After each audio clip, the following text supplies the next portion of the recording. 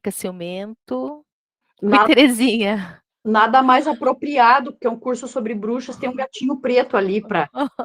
E ciumentíssimo ele fica, né? Nossa, Eles fica têm muito. ciúme mesmo.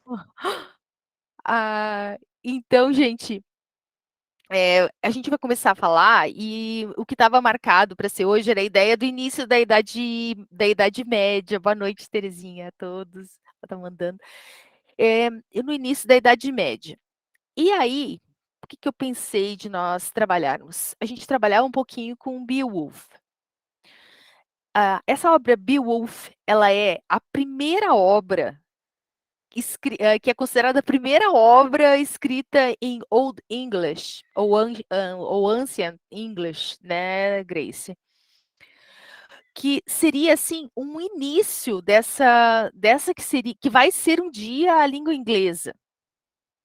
Na verdade, Beowulf se trata de um poema e é um poema que está muito mais relacionado às tradições pagãs vikings, mais especificamente, no caso, porque retrata uma situação de um rei da Dinamarca e de um herói que vem da Suécia. Só consegui acesso a Macbeth. Entendi, Beatriz. Beatriz, eu tinha colocado algumas referências lá no de Wolf, de Beowulf. Eu tinha colocado lá no Drive para vocês, ali alguns materiais ali, mas a gente pode depois no final eu posso disponibilizar mais um material. Inclusive, o de Beowulf, que é a obra que nós vamos começar a falar agora, tem uma tradição muito interessante, que é a tradição do Tolkien, que é o criador de O Senhor dos Anéis, né? Tão famoso, né? Da história do Hobbit, tem também o Anel dos Nibelungos, que ele escreve sobre essa temática, ele fala do ciclo dos Nibelungos, que é também uma lenda que vem da tradição nórdica, também dessa mitologia nórdica, né? Então vejam, gente, a história do Beowulf se trata do quê? Esse Beowulf, ele é um herói que surge para ajudar um rei de um reino vizinho. O Beowulf, ele é um sueco, tá? No caso, o rei da Dinamarca, ele está inaugurando um grande salão de festas para comemorar a grande fartura em que o seu reino vive. E para isso, o que ele cria? Ele cria, deixa eu só pegar aqui ó, as minhas anotações, que alguns nomes não são muito fáceis até para mim de pronunciar. Ele cria, então, gente, um salão de festas para comemorar essa pujança, digamos aí, do seu reino. E existe um monstro que vive próximo dessa região do rei, né? O pessoal chegando aí. E esse monstro se chama Grendel. Esse Grendel, ele é descrito no poema Beowulf, que é um poema do século, provavelmente escrito entre o século V e o século VII, talvez século VIII. Escrito não, ele vem da oralidade, ele é escrito no ano 1000, provavelmente. E até hoje existe um manuscrito do Beowulf que está lá na Biblioteca de Londres, tá? E que faz parte de um conjunto de obras que depois eu vou falar para vocês também, senão eu não chego no miolo, né? Mas, assim, esse poema ele foi escrito já é um poema da oralidade e ele é escrito já numa versão que se associa a certas crenças cristãs que se misturam ao olhar pagão sobre a história. E que a gente pode identificar esses elementos pagãos mesmo nas adaptações e nas traduções que são feitas deles. E alguns desses elementos eu vou trazer. E aí, onde é que surge uma dessas maiores contradições? É aquela história, né? Quem conta um conto, aumenta um ponto, né? Essas contradições surgem nas bases culturais que são referenciadas ao longo da história e que mostra que a história é pagã, sofrendo adaptações para o mundo cristão, porque esses antigos pagãos, né, já se converteram ao cristianismo, já estão num outro contexto, mas digamos que permanece referências que são valores pagãos, mais especificamente valores vikings, tá? Já que estamos falando de Dinamarca e Suécia. Existe, existe até um seriado que tem no Netflix, tem o seriado Vikings, que é baseado em fatos históricos sobre os vikings e as invasões dos vikings na Inglaterra e por toda a Europa, também na França, em vários espaços ali, historicamente.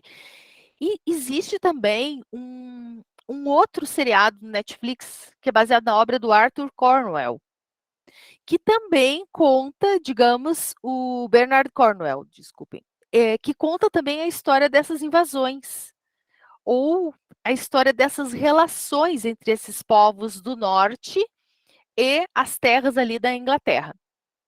Tá? E em alguns vão aparecer essas influências desses dinamarqueses na Inglaterra. Tá? E a gente tem a prova disso, digamos ali, na próprio enredo da história do Beowulf. Oi, Thaís, boa noite. Thaís, você poderia passar. Tudo bem? Você poderia passar um slide, por favor? Isso. Aqui, gente, é uma foto desse manuscrito original que existe, que está lá na biblioteca, lá em Londres, do poema Beowulf, que é original, que é o primeiro texto em Old English. Que tem, né, esse manuscrito, que ainda existe, é possível de você ver tudo isso. Boa noite, Fernanda, que acho que não sei se eu tinha dado boa noite. Ele foi escrito por volta do ano 1000, com uma história do século V, antes da história do rei Arthur, que a gente vai trabalhar ali por meio da Morgana, tá? E com os elementos cristãos e pagãos. Como eu disse, ele vem da oralidade. Essa oralidade, que é utilizada na escrita do poema, Beowulf, é uma oralidade que vem dos anglos e dos saxões, que são colonizadores ali do que hoje seria a Inglaterra. Os anglos e os saxões são considerados povos bárbaros e vinham de onde hoje seria mais ou menos ali a Alemanha. Eles são povos germânicos. E dos jutos. Os jutos também são povos bárbaros que invadem ali a costa da Inglaterra, só que os jutos são de origem dinamarquesa. E também são chamados, na saga do Cornwell, eles são chamados de danos dinamarqueses. Tá? E o que, que a gente vai ver nesse enredo o que, que a gente vai ver nesse enredo aí do Beowulf? A gente vai ver esse pensamento bárbaro viking representado pela teoria da coragem, que é o que a gente chama a teoria da coragem. A teoria da coragem é o seguinte: o que você precisa é ter coragem. Não existe nada mais valioso, nenhum valor maior do que a coragem. Porque se você morrer lutando em uma guerra, lutando bravamente, corajosamente, na mitologia ali escandinava, especialmente, que tem Odin, o Odin, que tem Thor, né, e que tem todos Freya e todos aqueles deuses nórdicos, você tem direito de ir morar em Valhalla. Valhalla seria esse céu dos deuses, onde você iria jantar à noite com os deuses e beber hidromel junto com eles. Então, os historiadores, né, os relatos históricos que tem, que falam desses nórdicos, desses vikings, é que eles eram extremamente, digamos, dispostos à guerra, porque eles não tinham medo de morrer. Era muito melhor você morrer e ir para Valhalla do que você morrer velho, doente e talvez ser esquecido. E talvez ir para o submundo e desaparecer do pensamento. Então, o guerreiro tinha essa possibilidade, sabe? Ele tinha que morrer com valentia, demonstrando coragem. Isso vai aparecer aqui, a gente vai ver aqui no Beowulf. Outra coisa, aquilo que eu já tinha comentado, né? A tradução hoje em dia mais famosa é do Tolkien, do criador de O Senhor dos Anéis, e quem conhece bem o Hobbit, por exemplo, consegue encontrar trechos no Hobbit, textuais no Hobbit, que se referem também, que retomam também trechos de Beowulf. Ah, isso não é por acaso, obviamente, né. Então pode colocar mais um, por favor, Thaís?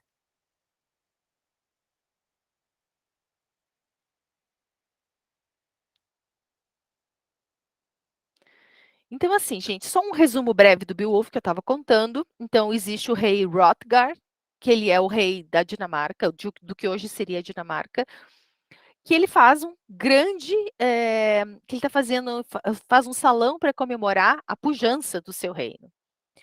E nesse salão eles comemoram com canções e bebidas até altas horas da noite, falando, exaltando os seus heróis de guerra e contando a história das suas vitórias. Isso é muito viking, isso é muito pagão, é muito nórdico, tá? Isso não é necessariamente da tradição cristã. Então são esses, isso aí já demonstra essa origem mesmo, né? E até pela origem dos personagens. E ele ergue esse salão, essa cidade, esse local que se chama Harroth. Harroth quer dizer servo, é o nome da cidade, o nome desse salão de comemorações. Servo por quê? Servo ou servo, porque justamente eles têm toda aquela valorização do servo pela sua galhada, pelos chifres, como um símbolo de poder. E ele é erguido. Só que perto daquele local existe o Grendel. O Grendel é retratado como um descendente de Caim, tá? Ou seja, ele é um assassino por natureza. Ele mata seus irmãos, ele é um monstro, ele é intrinsecamente mau. E essa parte do descendente de Caim, a gente já vê a influência cristã na hora que essa história está sendo contada, tá? E Grendel se incomoda com o barulho daquelas festas. Se incomoda com tudo aquilo. Então chega uma hora que ele se sente tão mal que ele vai lá e ele devora aqueles homens. Grendel, ele é um monstro, tipo, ele é às vezes retratado como um ogro ou como um gigante, que ele tem uma pele que não pode ser penetrada por espada. Então isso torna quase indestrutível, né? Porque a espada era uma das principais armas utilizadas pelos guerreiros nessa época. E o Grendel, ele fica com tanta raiva que ele ataca esse salão por 12 anos e vai matando e devorando esses guerreiros, ele é sanguinário. E é uma coisa que o Grendel clama, digamos assim, seria a vinda de um herói que pudesse lutar com ele de igual para igual. E aí é quando o rei pede ajuda no reino vizinho, que é o reino da Suécia, de onde vem o Beowulf, que é esse guerreiro, que seria invencível. Ele tem lenda, ele já é uma lenda quando ele chega. Né? É dito que ele matou monstros marinhos e ele mata vários monstros, sempre com a força dos braços. Né? Ele mata com as mãos, ele enforca, ele arranca, ele tem uma força descomunal. Então, o Beowulf vai lá e enfrenta o tal do Grendel. E numa luta corporal, ele arranca um dos braços do monstro, que sai sangrando e se dá por derrotado. Ele vai embora e não volta mais. O Beowulf, o que ele faz? Ele volta lá para o seu reino, né? E, e fica. Só que a mãe do Grendel fica horrorizada com o que fizeram com o filho dela. Então essa mãe, ela vai se vingar desses humanos que para ela cometeram essa grande crueldade, que foi tirar a vida do filho dela, certo? Aí eles chamam novamente o Beowulf para enfrentar essa mãe. Então na história, o Beowulf ele enfrenta diversos oponentes. Mas um elemento que aparece e que diferencia o lado, digamos, a questão pagã na história da questão da questão cristã seria o seguinte: o Beowulf ele é um guerreiro humano com superpoderes, ele é quase um semideus, mas ele só luta contra monstros do mal. Ele não luta contra necessariamente, ele não tem necessidade de lutar contra outros seres humanos porque ele tem essa força descomunal justamente para lidar em um mundo em que existe o sobrenatural, em que o sobrenatural está inserido na mesma proporção que o humano. Então ele tem o segundo combate que aparece no poema, que é contra a mãe do Grendel. Essa mãe do Grendel é interessante a forma como ela é referida ao longo da história, porque essa tradução que aparece, essa primeira escrita do poema Beowulf que está lá no Museu de Londres, tem uma forma específica de se referir a ela. E à medida que várias traduções vão sendo feitas, vai havendo uma mudança do significado e uma adequação à base cultural no contexto da representação da mulher para associá-la a uma bruxa. Tá? Até que ela passa a ser referenciada como a bruxa mãe de Grendel. E ela era a mãe do Grendel, originalmente. Uma senhora, mãe do Grendel. Tá? Então, aí o que acontece? Ele acaba matando o Beowulf, ele vai atrás dessa senhora, da mãe do Grendel, luta com ela, ela guarda, como em muitas lendas e mitologias, ela guarda numa caverna um tesouro valiosíssimo, e em meio a esse tesouro, ele encontra uma espada especial, sempre a espada encantada, que é outro elemento que vai fazer parte dessa mitologia de forma significativa. Com essa espada, ele consegue atingir a mãe do Grendel e matá-la, decapitá-la. E consegue decapitar o filho, que também estava lá com o cadáver estava jogado na mesma toca, na mesma caverna que a mãe. Detalhe, quando a mãe vai vingar o seu filho, a mãe do Grendel vai vingar o seu filho, ela encontra no meio do salão o braço dele sangrando, pendurado e eles comemorando em volta. Então, para ela, ela também vê um ritual macabro.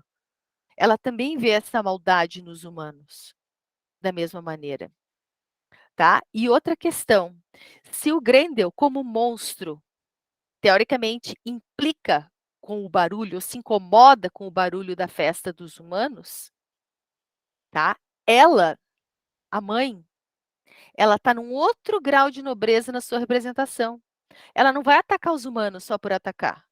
Ela ataca em nome também dessa lei de coragem, de um pacto de honra que ela tem, porque ela vai vingar a morte do filho, tá? E ela é uma mulher guerreira. Ela é uma mãe guerreira que vai com as próprias mãos enfrentar o guerreiro, desafiar aqueles que mataram o filho dela. Então, ela tem uma nobreza diferente como mulher. E isso faz com que na história, e isso está mais ligado à mitologia pagã, em que o feminino e as mulheres tinham um maior grau de igualdade ou de possibilidade de serem representadas como ladies guerreiras, do que na versão cristã. Tá? E aí o que acontece? A, até o final da história, só para a gente fechar, é um ciclo de 3 grandes batalhas.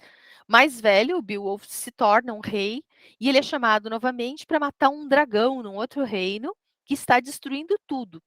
E ele vai enfrentar esse dragão sozinho, também de novo com seus braços, seus próprios braços, corpo a corpo com o dragão.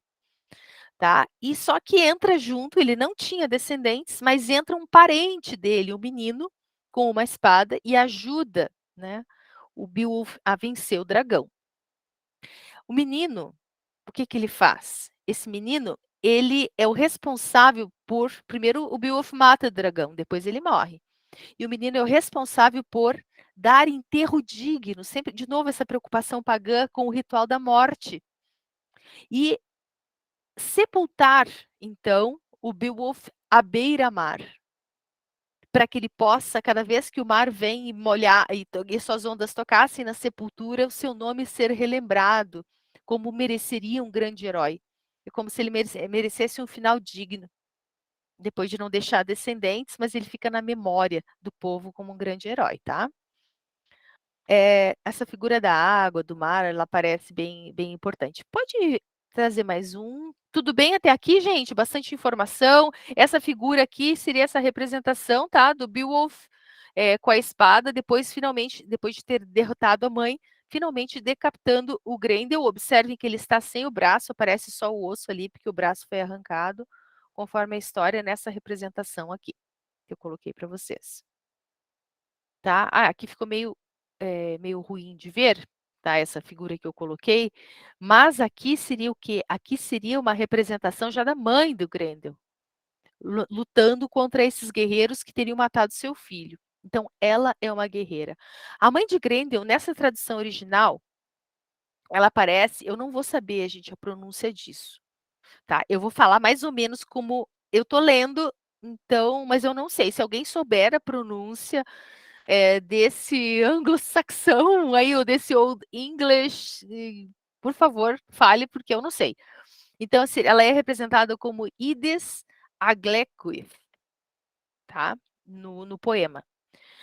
Existe um estudioso específico de Beowulf na Inglaterra que se chama Frederick Kleber, e ele diz que Aglaecwyth pode ser traduzido como desgraçado ou monstro de uma mulher, tá? Ou seja, uma mulher monstro. Isso é uma tradução que é associada à ideia da bruxa. Ela não é chamada de bruxa, e sim de monstro, da mãe do Grendel. Ele é um monstro, tá? Agora vamos ver por quê. Porque esse Frederick Kleber, ele cria um glossário específico sobre essa obra, Beowulf, tá? Então ele diz que esse Aglaec pode ser tanto uma tradução, ele é utilizado e traduzido como monstro ou demônio, demônia, até não a demônia, quando se refere tanto a Grendel ou a mãe do Grendel. Mas essa mesma palavra que define a mulher, a mãe, ela se refere a herói e a guerreiro, porque ela também é usada em relação ao Beowulf. Então, eles não são traduzidos, digamos assim, na concepção no Old English. Eles são considerados, tanto Grendel, a mãe, e o Beowulf, são só guerreiros que lutam de lados diferentes. Não existe um termo, inicialmente, no texto que desqualifique o Grendel, o Beowulf ou a mãe. Todos estão no mesmo nível. Então, não se entra nesse nível de julgamento de inferior, superior, bem e mal, pelo uso original da palavra. Tá? E ainda, depois, claro, interpretações, traduções desse termo, tá? Até traduções chegam a incluir nessa palavra, quando se refere à mãe, como monstruosa noiva do inferno, que é uma tradução do Heaney, mulher monstro do Chickering, mulher esposa monstro, ó, mulher esposa monstro, isso é uma coisa muito ocidental, mulher esposa monstro, esposa de quem? Né? O do Donaldson, ou mulher troll feia. Por que dizer que ela era feia? Entende a ideia do troll, que tinha que dizer que era um monstro, do Trask, ou bruxa monstruosa, do Kennedy. Aí já entra a ideia da bruxa, mas aí veja que a bruxa entra num contexto medieval que já vê ela como um ser demoníaco mesmo. Né? Que a bruxa, a gente viu, é um contexto de adoradora do demônio, tá? Ou de discípula do demônio. Mais um, por favor. Ainda que ela estivesse defendendo a vida do filho. Mas, no poema, e aí aquilo que eu disse, isso aí já é influência cristã, eles são, tanto Grendel quanto sua mãe, que não é denominada com um nome específico, depois ela é atribuída como a bruxa da água. Eu até coloquei do mar, mas ela é da água, bruxa da água.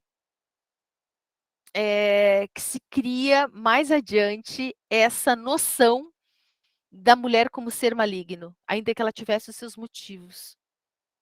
E ninguém considera que se o Grendel não, o Beowulf, ele estava atendendo um pedido de um rei para combater lá um determinado bicho, ele também não tinha, ele não tinha uma causa própria para lutar aquilo ali, ele estava atendendo o rei, mas ela que estava defendendo o filho, ela é considerada maléfica.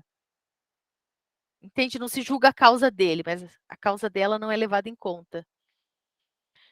Bom, outra coisa, a mãe de Grendel, ou Ides Aglacuith, né, pode estar relacionada também com o mito das valquírias. Veja que a gente está falando de mitologia nórdica. No inglês antigo, o termo Ides, tá? E aí os estudiosos relacionam também com o alto-alemão antigo, Itis, e o nórdico antigo, Dis. Todos significam senhora, no sentido de senhora de alta classe, lady. Tá? E Idzi aparece como um nome das valquírias. Na única fonte pagã sobrevivente no alto alemão antigo, os encantamentos de Merseburg. Então, as valquírias recebem essa denominação que é dada à mãe do Grendel. Veja que as valquírias são deusas são mulheres guerreiras de Valhalla, que elas estão num alto nível na mitologia nórdica. E essa mãe do Grendel também. Como é que ela vira essa bruxa tão má e tão desprezível na representação das traduções que vêm depois? Mas geralmente, ó, na mitologia nórdica, as Dísir, ou as damas, são deusas do destino que podem ser benevolentes e antagônicas em relação aos mortais.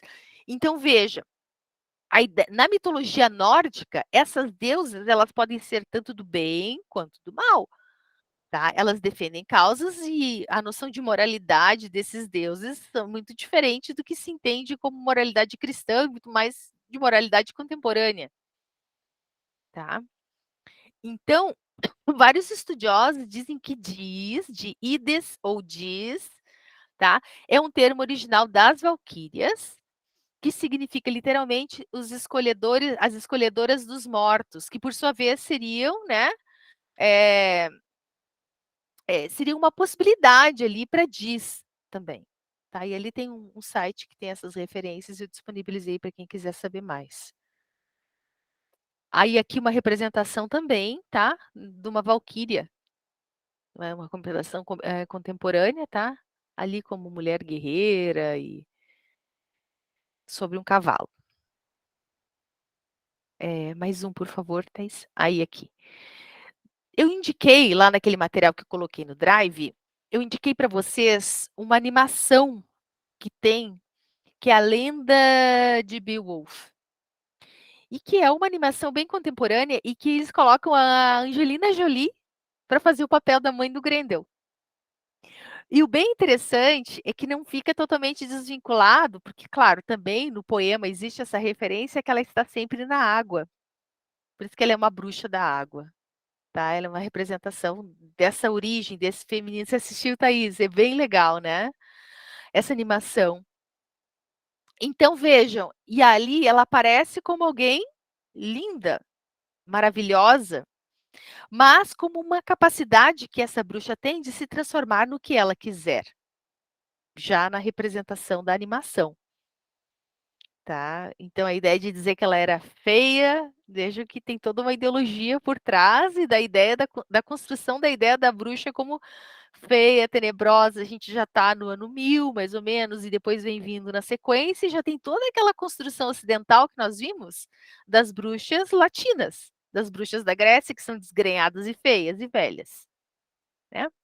Além de maléficas ao extremo. Então, um estudioso chamado Kuhn, ele sugere que a mãe de Grendel, a Ides Aglaequith, que a Aglaeca deveria ser definida como um lutador, guerreiro valente, oponente perigoso, ou aquele que luta ferozmente. Como eu disse, vale para todos ali, até do Beowulf e a mãe do Grendel ao Grendel. A mãe de Grendel, ela era, aí aparece a citação dele, uma Aglaequith, uma guerreira. Não há mais razão para introduzir a ideia de monstruosidade ou de miséria aqui do que há na linha de o que há na linha 1519 do poema, onde ela é chamada de Merowith, definida simplesmente como mulher da água, mulher do Mero. O filme é a Lenda de Beowulf. Eu coloquei o link lá no Drive na verdade, de um trailer onde tem desse filme, que tem ali a ficha, tem onde a gente pode conseguir assistir ali, Beatriz. Eu acho que não tem o filme inteiro, mas tem ali uma referência de como você pode chegar nele, tá? Tem um mapinha ali para você poder acessar, certo? Vamos ver depois essa ligação da mulher da água, da bruxa da água, da ligação desse feminino poderoso com a água, na sequência com as representações da Morgana. Mais um, por favor.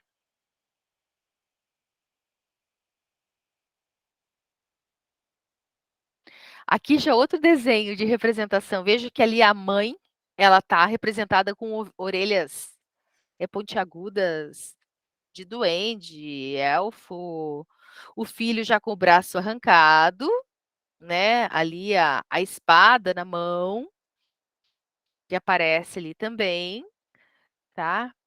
E aí, continuando com essa representação da mãe, né? A mãe do Grendel.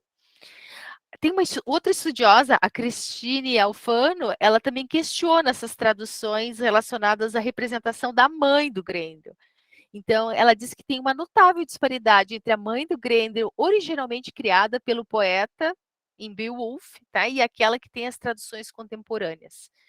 Então, em vez de ser o que Sherman Kuhl chama de guerreira feminina, ela não é uma mulher guerreira, que poderia ser a tradução, a mãe de Grendel moderna é um monstro. Tá? Uma mulher guerreira é um monstro. Uma mulher que enfrenta, que desafia, que tem força, que vinga sozinha a morte do filho, é um monstro aqui. Tá? Essa suposição informa quase todas as áreas. Eles têm uma bolsa de estudos de Beowulf, pelo que eu entendi aqui. Então, eu peguei um texto meio traduzido em inglês, gente, então ficou meio ruim. Embora tenha pouca evidência para a caracterização na obra anglo-saxônica original. Então, existem teorias sobre essa distorção, tá? E ainda tem uma abordagem que esse Aglaicwith denota uma mulher, uma fêmea humana que também é Aglaeca, ou seja, é a impossibilidade de traduzir a ideia para uma mulher guerreira, tá? Então, não tem muito. Vamos botar bruxa mesmo, né? Em vez de guerreira, é uma bruxa. Né? E já acrescenta que ela é feia, que ela é desgrenhada, que ela é maldosa, e não que ela está vingando o filho. Mais uma, por favor.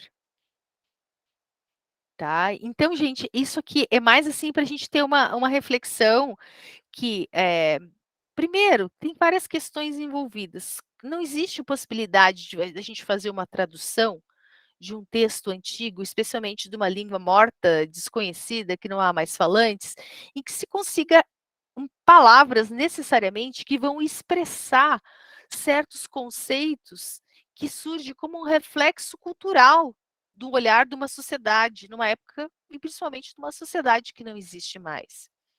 As traduções, ainda que se tente, se busque todo o aspecto cultural por trás, não necessariamente se vai conseguir reproduzir numa tradução o conceito que uma palavra representa num outro idioma. Tá? Mas o que vai acontecer? Ao se traduzir, até se diz, né, o tradutor é um traidor, né? Tem essa ideia, porque o que ele faz? Ele projeta uma possibilidade de interpretação da história no seu mundo, na sua realidade cultural, e recria aquilo que está sendo colocado. Tá? Então, não deixa de ser, né? É uma adaptação e é uma recriação daquele texto da história. E ao recriar, se modifica aquele sentido, se atribui outro sentido dentro de um contexto. Ao mesmo tempo, a gente para e olha e diz assim: nossa, como é que é uma história assim tão antiga, né? Ainda hoje, né, causa interesse em todos nós, nos chama a atenção. Chama atenção, porque tem esses elementos do gótico, do sobrenatural, que falam dessas questões dos mitos e das bruxas, que são coisas profundas dentro de nós, tá? Mas existem essas distorções que vão aparecer ali, ou essas reinterpretações que vão, talvez, numa impossibilidade num mundo patriarcal de reproduzir uma ideia que não pertence a, digamos assim, ao aceitável naquele contexto, tá? Então é importante a gente ver dessa maneira, tá? Como possibilidade de pensar que o que se atribuía ao status de uma guerreira, né, foi atribuído à ideia de uma bruxa monstruosa. Aí alguém vai dizer, sim, mas como é que ela poderia ser uma guerreira se ela deu à luz um monstro? Vê, gente, olha a mitologia e tudo que a mitologia traz. Tá? Dessas possibilidades diversas que vão aparecer em relação a esse surgimento desses seres sobrenaturais. Então, não funciona com a mesma lógica nossa. Fica claro isso que eu estou tentando trazer para vocês, gente, dessa questão da distorção em cima da representação da mãe do Grendel em Beowulf? Fica claro se alguém quiser abrir o microfone, comentar alguma coisa. Tá, isso é um aspecto que é pouco comentado, se fala bastante do Beowulf, se conta essa história, né, que inclusive a lenda oral é algo que a própria Dinamarca retoma como sua, né, pela origem dos personagens que aparecem ali, mas que pela tradição oral, com as invasões ali dos vikings dinamarqueses à Inglaterra ali, ao que hoje, né, a gente tem ali das ilhas ali do Reino Unido, se transfere para lá e é trazida, digamos, a um texto nesse inglês antigo, tá? Mas a lenda da oralidade, a Dinamarca diz que é dela, né? Existe essa discussão até hoje. Ok, gente? Então vamos agora para Morgana. A Morgana é uma personagem famosa, bastante conhecida e que ao longo dos tempos aí, ela também sofreu várias transformações em relação à forma como ela é representada. Tá? Aqui no fundo eu coloquei um conjunto de 7 livros, já que eu me propus a falar inicialmente da Morgana em As Brumas de Avalon.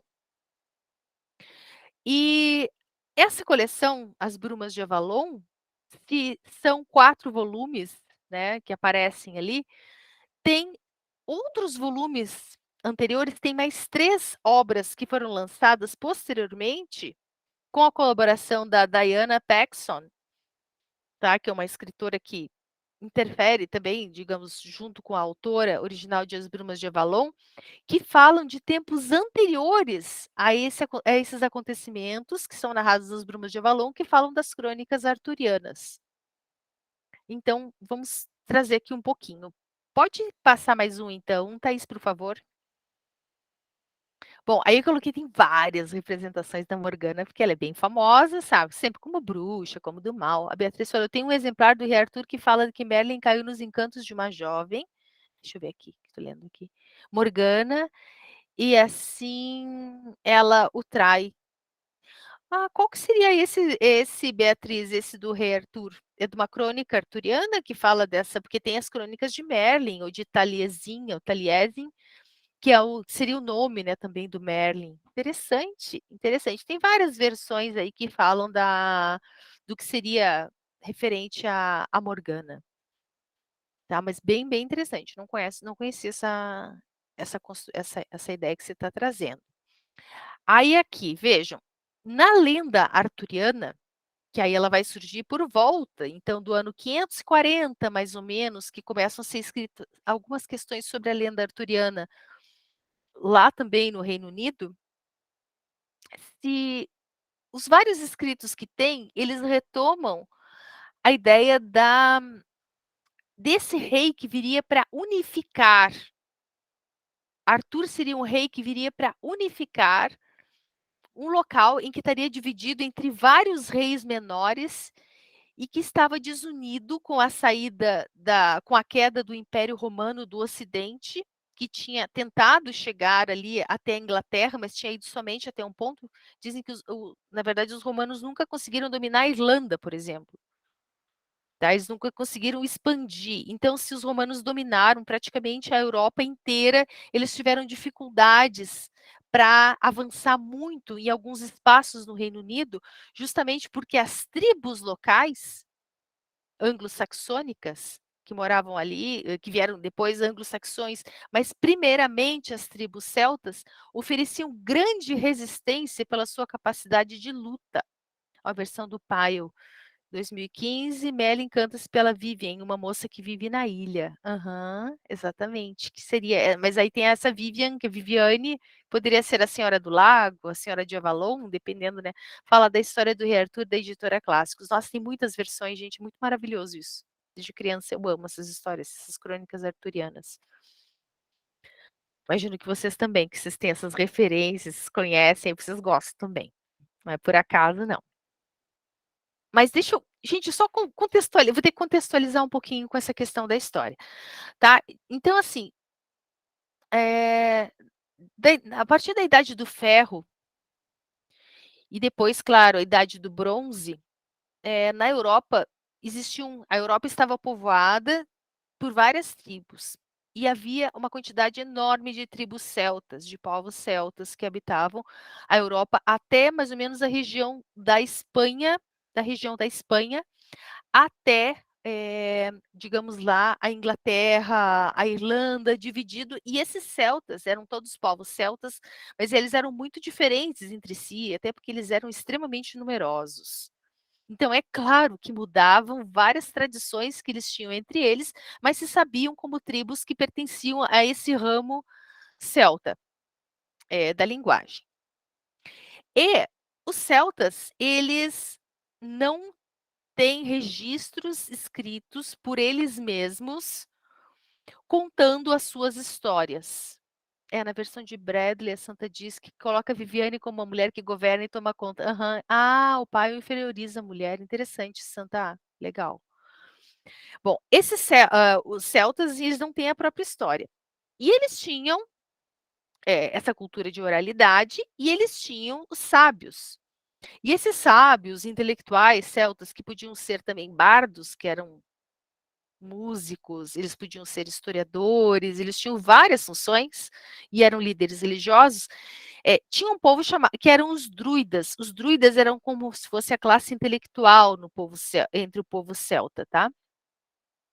Esses druidas, então, eles eram os responsáveis pela memória dos celtas.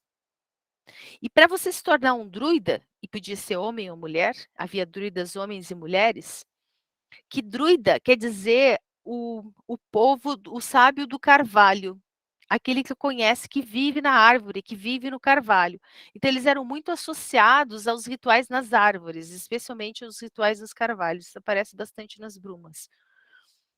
Tá? E esses druidas, ou druidezas, né, ou as mulheres que estavam relacionadas a isso, eles tinham um grande poder de influência sobre os povos celtas. E como esse conhecimento para você se tornar um druida envolvia anos, e eles entendiam que para você ter capacidade intelectual para ser um druida, você tinha que ter capacidade de memorizar uma quantidade gigantesca de conhecimento, inclusive as árvores genealógicas das famílias e a história das várias comunidades, de maneira que você que era retomado como se ele fosse o arquivo vivo daquela sociedade. Tá, exatamente, tem várias classificações dos druidas, né? Tem os altos sacerdotes, tem os vates, né? Que são os adivinhos, né? Os bardos, que são esses que se envolvem com música. Tem vários tipos realmente de druidas. Bom, aí o que acontecia, gente? Eles conseguiam movimentar e colocar o povo, fazer o povo resistir, fazer o povo lutar. Mas não tinha nada escrito. Quem escreveu alguma coisa sobre os celtas foram os gregos e os romanos, especialmente os romanos na invasão que fazem da Europa, que descrevem esses druidas como pessoas cruéis que trabalhavam com sacrifícios humanos e que, ao mesmo tempo, né, que falam de grandes capacidades intelectuais e de influência, tratam eles como pessoas, digamos, primitivas. Os romanos que estão dominando os povos pagãos ali se espalhando pela Europa, eles chegam com a ideia de que eles é que levam a civilização. Eles é que estão trazendo a ideia do que é certo, da noção de mundo, e que os pagãos são todos brutos, por isso a ideia dos povos bárbaros. Tá? Então não dá para confiar muito bem, porque pense assim, que o que tem dos druidas e dos celtas são contados justamente pelos inimigos, pelos caras que queriam dominar esses povos. Então não tem mais como saber o que era. É a versão que está disponível, é a que tem a versão do cara que ganhou, do dominador. Certo? E uma coisa que eles estranhavam bastante era esse poder de igualdade que as mulheres, isso dito pelos romanos, ainda tinham nas sociedades celtas e entre os druidas, tanto que elas podiam ser druidas também, que eles não entendiam isso no mundo romano, eles achavam um absurdo completo que as mulheres tivessem direitos semelhantes aos dos homens, iguais não, mas semelhantes. tá? Então ele já achava que aquilo era um símbolo de primitivismo mesmo, não colocar as mulheres nos lugares delas. Bom, esses romanos, no início, depois de um tempo, vocês sabem que a partir do ano 180 depois de Cristo, o imperador romano Constantino se cristianiza. Então a dominação romana na Europa passa a ser acompanhada também de cristianização dos povos bárbaros. E em vários países isso conseguiu se consolidar sobre os povos celtas, tá? Além das dominações que tiveram sobre os celtas, na França os bárbaros chamados francos dominaram, né? E depois se cristianizaram também, junto com os romanos. Na Gália e em vários espaços também isso acabou acontecendo. Mas o lugar que isso menos funcionou foi na Inglaterra. Na Inglaterra foi especialmente difícil, e as Brumas de Avalon, elas falam um pouco disso, fazer com que o povo abrisse mão da sua religião, que era uma religião que adorava uma deusa mãe feminina, para aceitar a cristianização. Tá? Então, foi necessário fazer muito mais adaptações. E aí é por isso, como a professora Grace falou no início, que tem essa base pagã de várias festividades cristãs ainda hoje.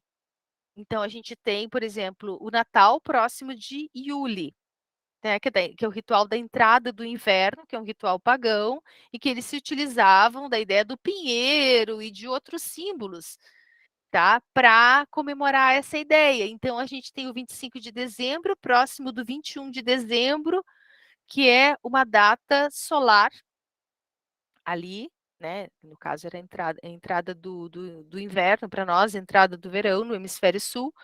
E as representações que vão aparecendo são transformações que vão sendo feitas. Tá? A Ostara também, exatamente. Uma ideia da Páscoa, traduzida para o paganismo. Então, gente, tem muitas contradições e muitos elementos pagãos e cristãos misturados, digamos, nessa história dessas festividades ocidentais. E as lendas arturianas, assim como Beowulf, elas se constroem também nesse contexto dessa mistura do paganismo com o cristianismo. E a gente vai ver que a figura da Morgana, ou a fada Morgana, como ela é chamada nos primeiros escritos, ela é considerada alguém que não é humana, que ela pertence ao reino das fadas e faz parte principalmente da mitologia que se manteve por muito tempo mais preservada na Irlanda, a ideia de que o mundo das fadas era acessível pelos humanos, que se poderia contactar essas fadas, e por muito tempo se acreditou nisso. Tá? Então, a ideia da Morgana, início, é que ela era uma fada. Então, ela é conhecida como Morgana Le Fay, ou Morgan Le Fay, Morgana a fada, Morgan a fada, tá? Ou Morgaine, né? Ou Morg, Morgant, Morg, Morgue, entre outros nomes e grafias. Aí no galês ele é Morgin, tá? E de Wilton, não sei como é que se diz, né? E tem, ó, Morgan and Spirits, como um espírito, tá? Mas ela acaba sendo associada à ideia sempre de uma poderosa feiticeira. De fada, ela passa a ser associada a uma feiticeira. A Santa diz: eu li um artigo que dizia que a primeira vez que a Morgana aparece na literatura ela era boa, e com o passar do tempo se torna bruxa malvada. Perfeito, exatamente isso. Porque as fadas estavam integradas naquela sociedade como algo que fazia parte daquele contexto. Exatamente. Tá? Então, gente, vai havendo essa transformação ali. Então, no início, nas primeiras aparições nas lendas arturianas, a Morgan, tá? Ela é quase uma deusa, ela é uma poderosa, ela é uma fada, tá? Mas depois ela se torna uma bruxa, feiticeira, e no início exato, ela vai sendo demonizada. Ela vai sendo relacionada como o rei Arthur, como seu salvador mágico e protetor. Nas Brumas de Avalon, a Morgana é a irmã do Arthur. Como que isso aparece? A mãe do Arthur é a Igraine. Igraine seria, nas Brumas de Avalon, uma das mulheres que pertenceria à velha religião. E nessa velha religião, que é a religião dos druidas, né, a religião da Grande Mãe, então ela teria saído dessa ilha de Avalon com uma missão, que é a missão de gerar o menino. O rei queria unificar todos os reinos. E ela era casada com Gorlock, que era um rei local. Só que aí ela já tinha a filha mais velha, que era a Morgana, tá? Com esse rei. E aí passava um tempo, ela não engravidava e ela sabia da previsão, que ela ia ter que ter um menino. E até que chega um dia, Uther Pendragon. O Pendragon é o dragão, né?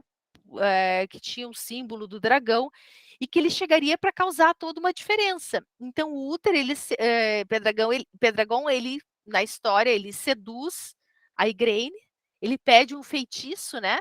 E ele acaba seduzindo a Igraine e ela engravida. E esse vai ser o verdadeiro pai do Arthur. Tá? Do menininho que vai se tornar o Arthur. Ele é o irmãozinho menor da Morgana, ali, na história. E a Morgana, desde pequena, ela já é especial, ela já tem essas características. Por a mãe, a Igraine, ser uma sacerdotisa, ela já herda poderes paranormais, ela é toda diferenciada. Mais um, por favor. Isso é uma representação mais estilo renascentista da Morgana também como fada, tá? Então, a Morgana. Aham, é isso mesmo, verdade. Essa série Merlin.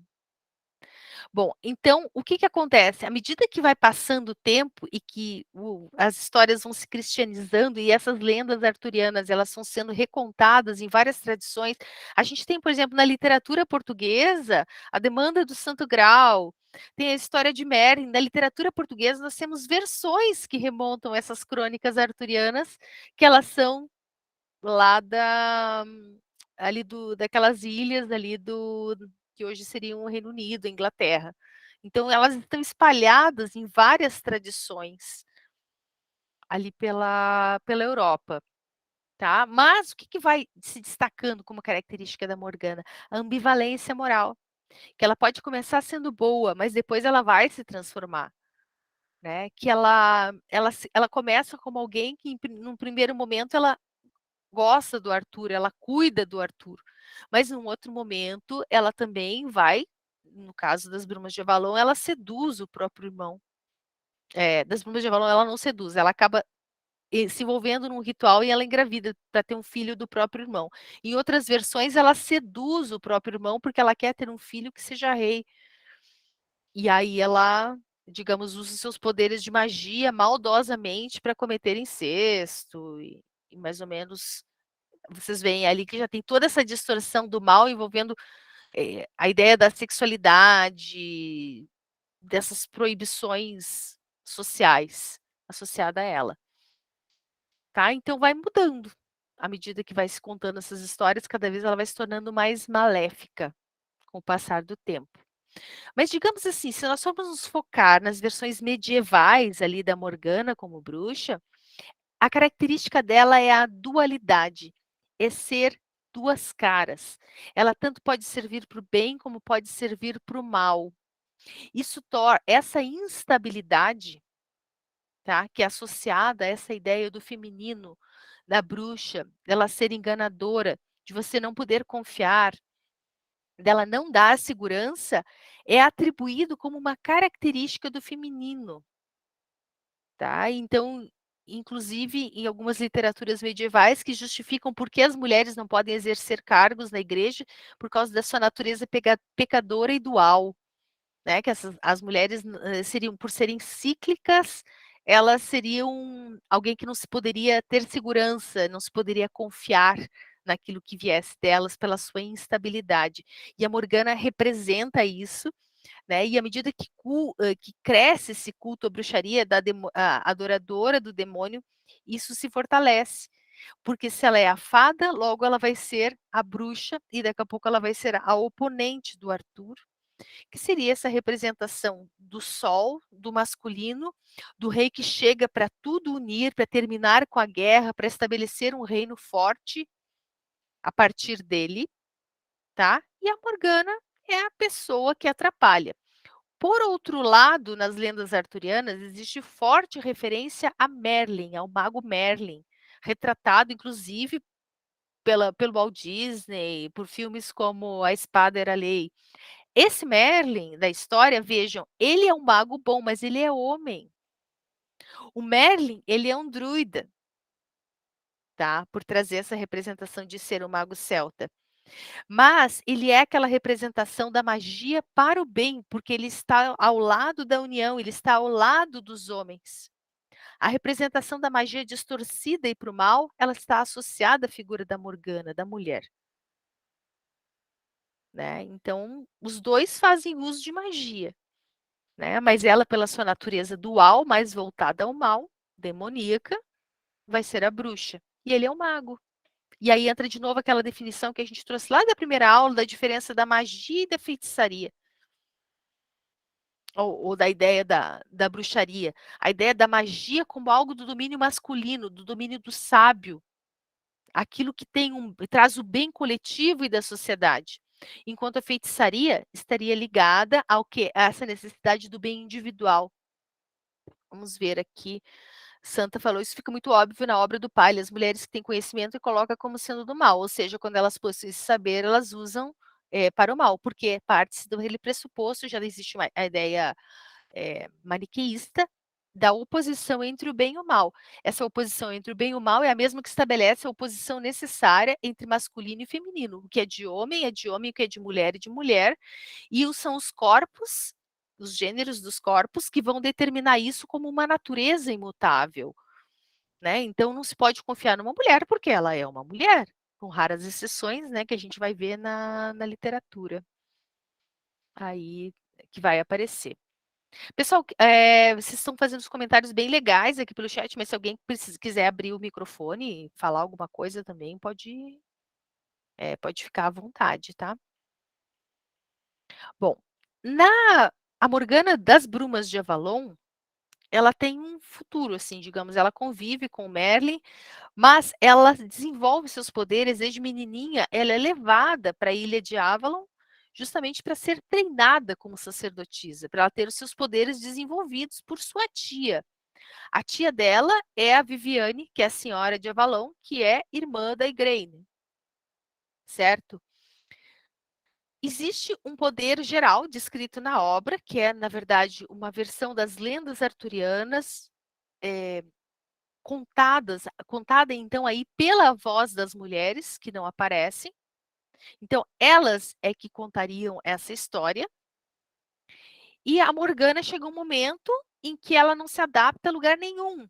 Ela não quer estar ali necessariamente sempre em Avalon. Chega um momento em que ela quer sair de lá, tá? Então ela fica sempre num entremundo entre, digamos, o mundo das brumas, o mundo dessa divindade feminina e o mundo dos homens ou esse mundo físico, tá? Então ela está sempre num lugar do meio. Por outro lado, o que acontece? Acontece o seguinte, gente, ela está percebendo o quê? Que o mundo está se modificando.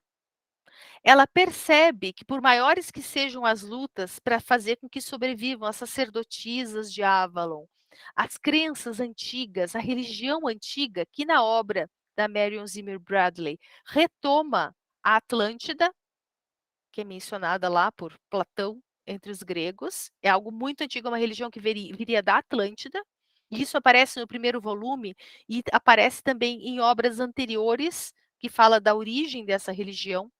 Na verdade, são obras posteriores, mas que fazem referência a um tempo anterior. E ela percebe como se esse tempo da religião estivesse por acabar. E que essa religião que vem, essa religião dos cristãos, estaria, de uma certa forma, ela acaba entendendo a um determinado momento, representando as coisas de uma outra maneira.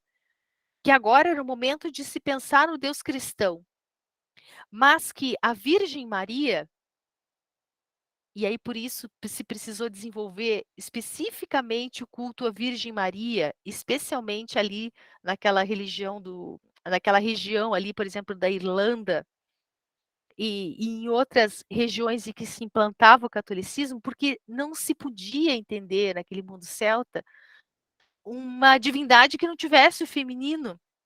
Então se desenvolve, fortalece esse culto da a Virgem Maria como uma representação da grande mãe, dessa grande deusa, que estaria então traduzindo. Existe um momento da obra em que a Morgana chega a uma conclusão, que a grande deusa nunca vai morrer. Ela só vai se transformar. Que se é o momento da religião cristã dominar, isso mais para o final, ali, aquele contexto, e ela consegue entender isso, é porque houve uma transformação. Mas ela vai estar representada de outras maneiras, ela não tem como ela morrer. Ela pode se transfigurar, e isso é temporário, ela entende. Tá? Mas digamos assim que a Morgana ela aparece como uma personagem que ela está em constante sofrimento. Ela está constantemente partida entre dois mundos, dividida entre mudanças e uma realidade do mundo que ela quer manter, mas ela não sabe exatamente quando, porque ela não se adapta também ao poder das sacerdotisas ali de Avalon, ela não se adapta completamente e ela não se adapta ao mundo que está fora. Então ela está realmente num entremundo, num lugar em que ela não se encontra, certo? Vamos mais um aqui. Olha, aqui também é outra representação da Morgana. Aqui tá uma representação mais medieval. Observem ali que ela aparece com uma pele de leopardo ou de onça, mostrando esse poder dela sobre a magia, que aqui ela estaria fazendo nessa representação um feitiço para o Arthur, né? Tem toda uma ideia associada. E aí aparece ali o ciclo de Avalon dessa ideia das brumas de Avalon. Então seria nessa ordem para a gente poder entender a história inteira na versão da Bradley. A Queda de Atlântida seria o primeiro livro, que pertence a uma outra coleção que ela escreveu antes das Brumas de Avalon, que essa obra, A Queda de Atlântida, estaria representado o início dessa religião de Avalon, tanto em A Tela da Luz como a Tela das a Teia da Luz e Teia das Trevas. Tá? Depois tem Os Ancestrais de Avalon, A Espada de Avalon, Os Corvos de Avalon, ou Os Corvos de Avalon, A Casa da Floresta, A Senhora de Avalon, A Sacerdotisa de Avalon, né, que são várias obras que vão vir na sequência, alguns já nem são mais da Bradley sozinha, como eu falei, né, já tem outra escritora que escreve junto com ela, até chegar nas Brumas, então, que seria no tempo, ela é anterior a algumas outras, mas na história, o final da história estaria nas 4 obras das Brumas de Avalon. No volume A Senhora da Magia, a gente vai encontrar justamente essa ideia da concepção do Arthur, o encontro da Igraine com o Uther Pendragon, tá? Quando a tia Viviane vem e leva a pequena Morgana para ser criada em Avalon e aprender todas as artes. Depois, no volume A Grande Rainha, fala esse Arthur já é adulto e ele se casa com Igraine, que na obra também ela é representada com um nome assim muito difícil, Igraine não, Guinevere, que ela é representada como Guinevere, não sei como se pronuncia, mas é assim que o nome dela está representado ali, que é a representação da grande rainha cristã. A Guinevere, ela é a mulher cristã, representação de todos aqueles valores, e o Arthur, ele é o homem que está inserido num mundo masculino, mas que tem uma base que vem da mãe e da irmã com essas referências de Avalon, e que ele acaba tendo que abrir mão para poder governar e se torna um rei cristão, por influência da sua esposa Guinevere. Vamos usar esse nome lá, que o outro é muito difícil de falar. E essa Guinevere é representada na obra como uma pessoa muito temperamental, ela é quadradinha na sua visão, ela abomina tudo quanto é tipo de representação da velha religião, e assim ela se firma. E ao mesmo tempo, tem aqui aquela questão lá que aparece do Lancelot, que é o melhor amigo do Arthur, é um grande cavaleiro, e ele e a Guinevere têm um crush, né? Eles são apaixonados assim um pelo outro, e ela que tenta pregar toda a ideologia cristã da não traição, chega um momento em que ela não aguentaria, né? Que ela acaba se envolvendo, né, com o grande amor da vida dela, que é o Lancelot.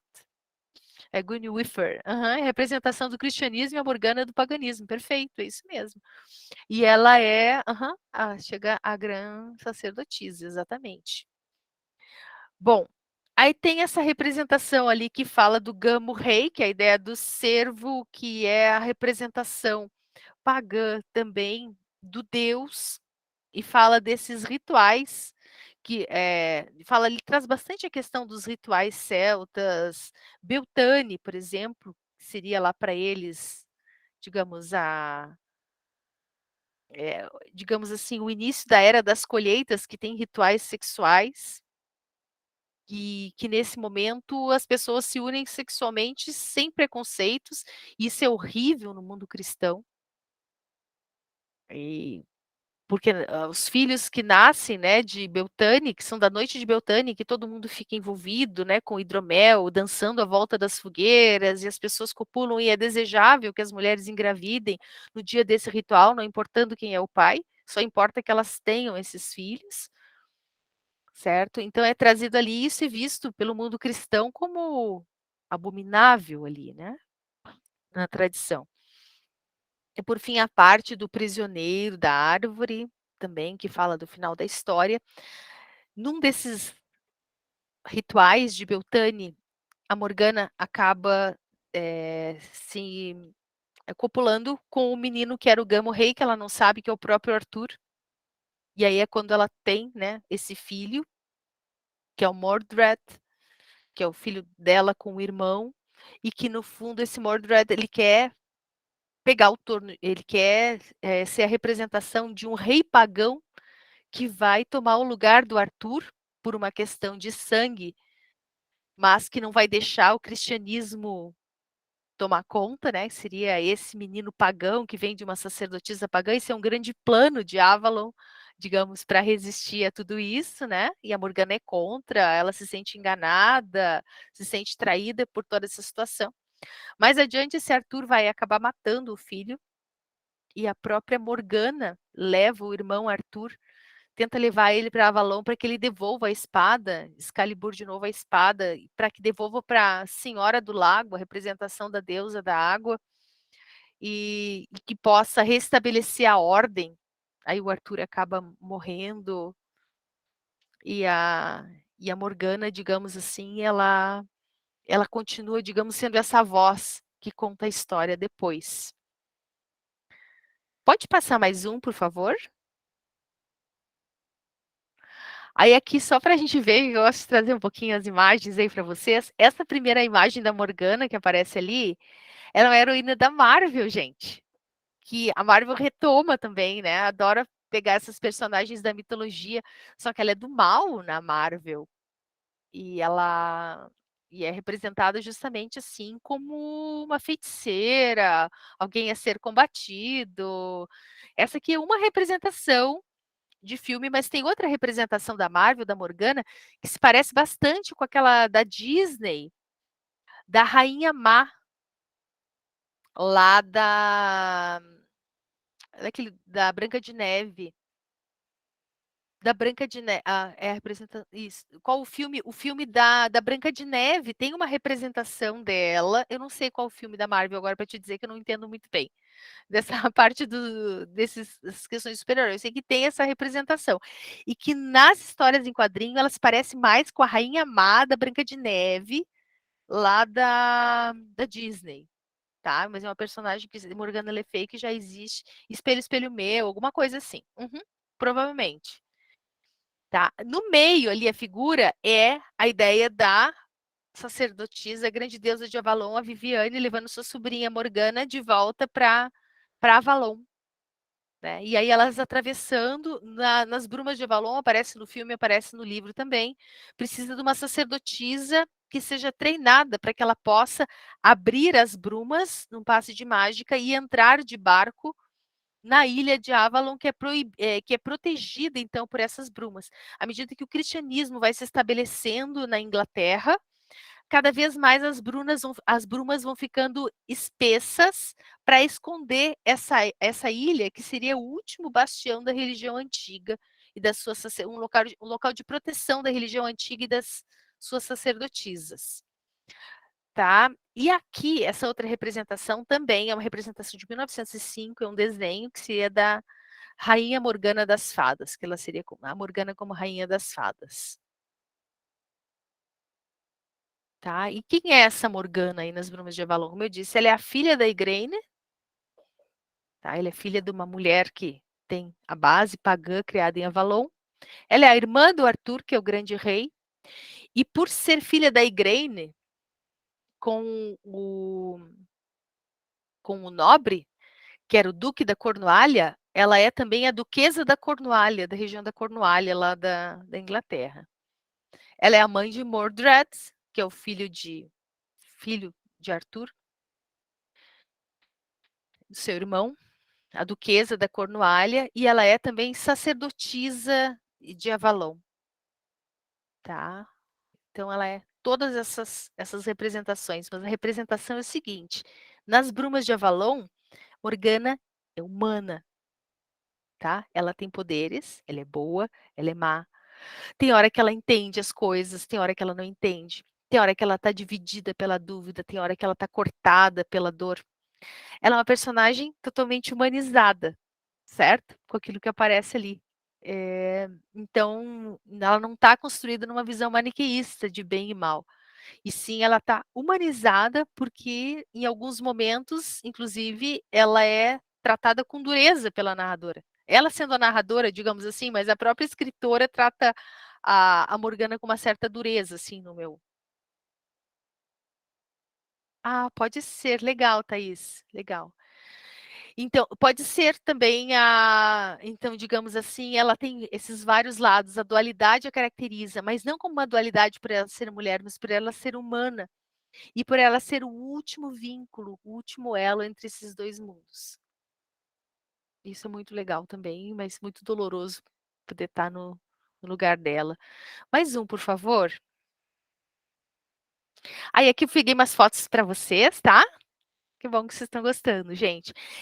A Ilha de Avalon, ela existe até hoje, tá? Se vocês forem fazer um roteirinho, assim, quiserem, né, guardar um dinheiro, quiserem viajar lá para a Inglaterra para andar por esses lugares, a ilha está lá, tá? Então, aqui, essa primeira foto aqui seria no lugar onde seria essa Ilha de Avalon.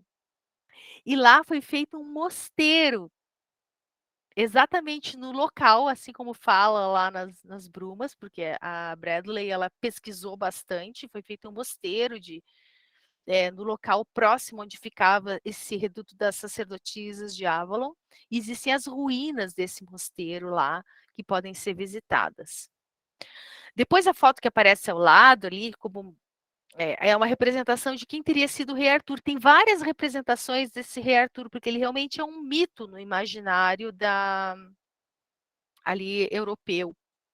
E um mito que ele acaba assumindo. Tem dúvidas até se existiu esse rei Arthur e como ele poderia ter sido, o que ele poderia ter vivido, como poderia ter sido a vida dele. Tem vários estudos sobre essas possibilidades, documentários assim bem interessantes do History, por exemplo. Então, se gostarem dessa ideia, vale a pena ir atrás, assim, para pensar se existiu essa pessoa, se foi um só, se ele é um mito associado à figura do Ricardo Coração de Leão, Glastonbury. Exatamente, essa é a ilha de Glastonbury, que foi feito o convento de Glastonbury, que seria próximo a esse local.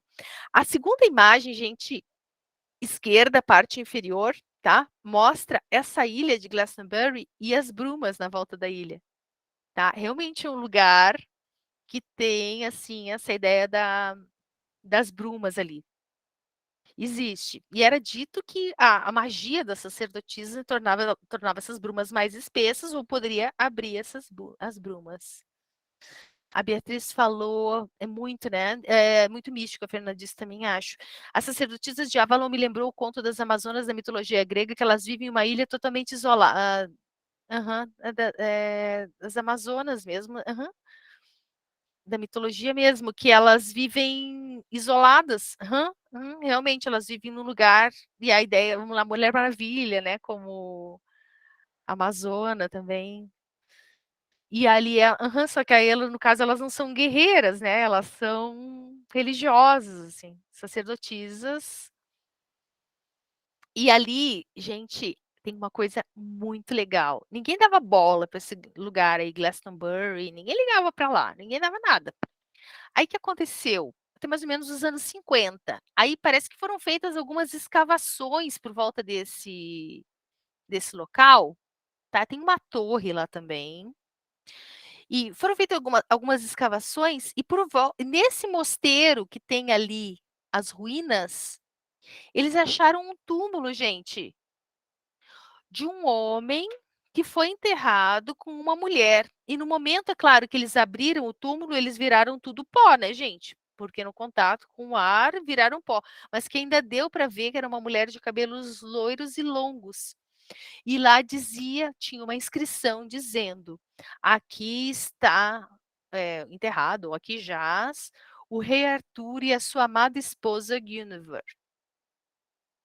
Então, também é um dos lugares para a gente visitar. Então, vejo que aparece ali a foto do túmulo e ali tem uma inscrição desse que seria esse túmulo do rei Arthur.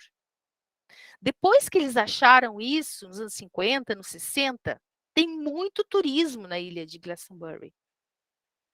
E, gente, quem vai diz que é muito bonito andar perto dos monumentos, principalmente quem tem uma postura assim mística em relação àquilo que tá vendo, diz que é muito proveitoso. Um dia ainda quero ir lá, quero dar uma passada, quero conhecer, mas que é muito interessante, gente, que é realmente uma experiência.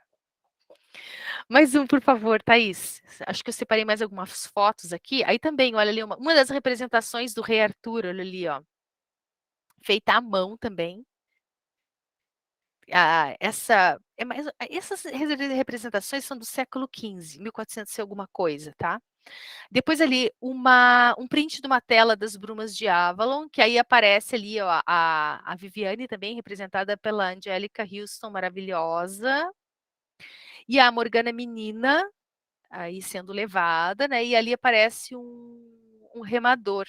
E tem algumas cenas que diz que ela não precisava de remador, só com o poder ela abria assim as águas.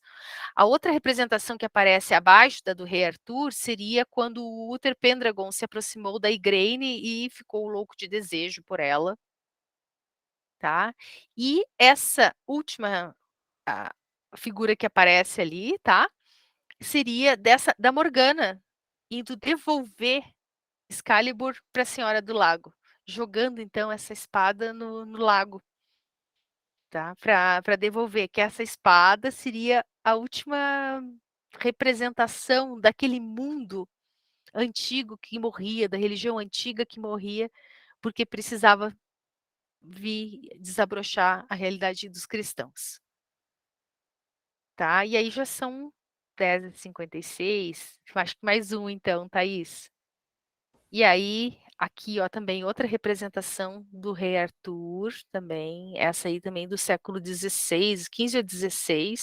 Aqui uma representação do mago Merlin, também essa medieval, e do Sir Mordred, também ali como o filho da Morgana com Arthur, que guerreia, né, contra o próprio pai, que está disposto a matar o próprio pai. Ou seja, ele nasce de um incesto, ele seria uma espécie de aberração porque ele quer matar o pai. Tá? Dá muita coisa, né, Fernanda? E aí, gente, como eu tinha imaginado, não vai dar para entrar hoje, é claro, nas bruxas de Macbeth. Então, e as bruxas de Macbeth? Ficou só uma fotinha aí para vocês aí das bruxas de Macbeth. A gente deixa para o nosso próximo encontro. Eu deixei uma sugestão lá dentro do Drive de um dos filmes Macbeth para vocês darem uma olhada, que eu acho que está muito legal. Pode falar, Rubens. Só para complementar, semana passada eu fiquei instigado aqui com relação aos homens magos, alquimistas e bruxos, e eu vou postar aqui o que eu encontrei, Opa, né? legal, Os, legal. os 10 mais personagens, eu vou colocar 5 e depois mais 5, tá bom? Nossa, Eu que coloquei legal. com um site, inclusive. O Nicholas Flamel, um alquimista super conhecido. Esse Jacob Falk eu não conheço. Paracelso, sim, Papus. E Hugh Draper, esse eu não conheço.